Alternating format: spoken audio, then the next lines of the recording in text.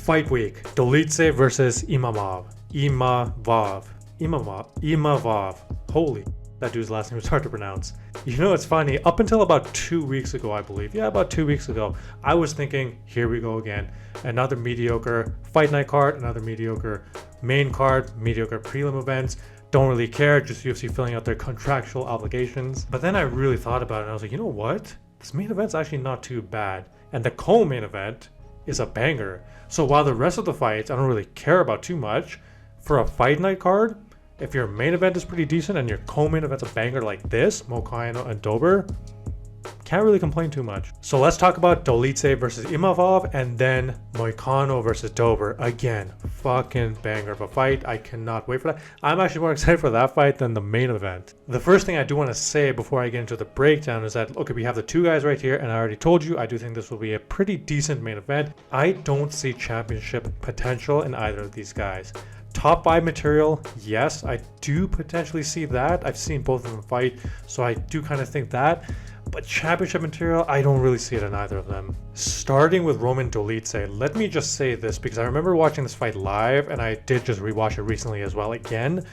I will say this though, first of all, you can actually argue that Dolidze won this fight. And one of the judges scoring at 30-27 for Marvin Vettori, I got no idea how that scorecard came to be. This should not have been a unanimous decision victory. In my opinion, this should have probably been like a split decision either way. Now you compare that with Imamov, who lost to Sean Strickland, but then looked pretty decent in the Chris Curtis fight, although again, it ended in no contest and Chris Curtis is just not an elite fighter. So I would argue that while both fought a top-ranked guy in Strickland and Vettori, I would argue that Dolidze actually arguably beat a top-ranked guy. There's one weakness I do want to point out in Dolidze that I noticed in this Vettori fight, is that he just constantly throws a jab and a right straight, or a jab and overhand right again and again. And it just seems to me he does not have too many tools in his arsenal or variety in his strikes. It was the same thing again and again. You can watch the fight. That's pretty much all he threw again and again. Again, right there. From the first round, second round, third round. And don't get me wrong, they were tagging Marvin Vettori, but the reality is that if you only have one strike, you'll notice what Marvin did in the fight is he started adjusting and putting his hand up right here. He wasn't really able to adjust or throw anything else, no other combos, nothing else. Now, as you can see, we have Chris Curtis here, and this is how his last fight ended, where Imamov, there was an accidental headbutt. It was ruled a no contest because Chris couldn't continue, and that's what happened. But the main thing I want to point out is while Chris Curtis is not elite, Imamov showed pretty good movement in this fight. I did like the way he was moving and setting up some of his strikes. I was thinking, okay, maybe he could use some of that to pick apart Dolidze from the outside if Dolidze only has that one weapon that he goes to again and Imamov prepares accordingly. I don't think that's going to happen. While I do think that Dolidze doesn't have as long of a career or future in the UFC as Imamov might have just because of their age difference, he did start later. He made his pro debut later on, like when he was older. He's 35 now. I don't really know how much further he can go. But the main thing is what I saw in the Vettori fight is he does have good pressure. He's got a good chin. He's tough, willing to move forward. If he can stop Imamov's movement and cut him off on the cage, I'm going to pick Dolidze to win if he fights intelligently. But do not be surprised. Imamov showed me pretty good movement in that Chris Curtis fight. He could easily just spin around Dolidze, pick him apart from the outside. But I'm going to go with Dolidze. Now this is where the fireworks are happening, boys. This is where the fireworks are happening. Drew Dober versus Moicano.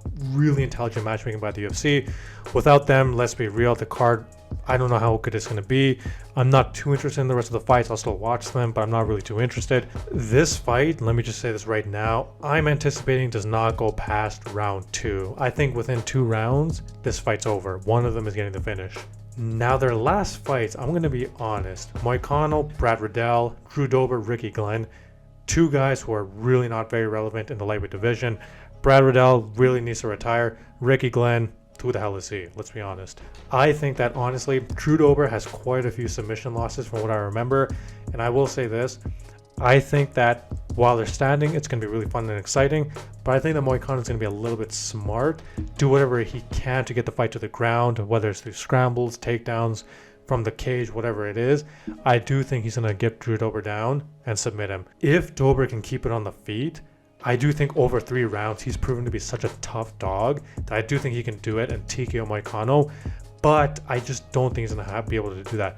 I think realistically, Moicano right now is just a little bit better than Drew Dober in terms of where he's going to always be in the rankings and just in terms of a fighter. So I am picking Moicano by submission within 2 rounds to win this fight. In the comment section down below, let me know some of your predictions. I know, again, like I said, not too great of a card.